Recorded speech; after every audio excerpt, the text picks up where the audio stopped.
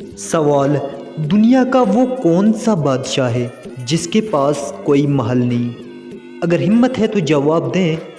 आज की वीडियो बड़ी इंटरेस्टिंग होने जा रही है, क्योंकि आज की वीडियो देखने के बाद आप भी बोल उठेंगे। पहले क्यों नहीं बताया मुझे?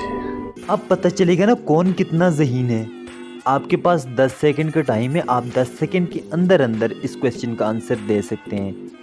अगर आपको ज़्यादा टाइम चाहिए तो आप वीडियो रोक कर भी सवाल का जवाब कमेंट्स में दे सकते हैं। आपका टाइम स्टार्ट होता है अब से।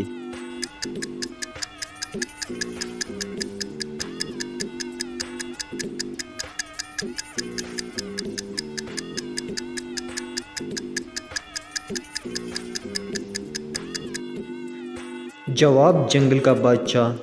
जंगल का बादशाह वो वाहिद बादशाह है जिसके पास अपना कोई महल नहीं होता। कैसी लगी आपको मेरी ये वीडियो कमेंट्स बॉक्स में ज़रूर बताइएगा।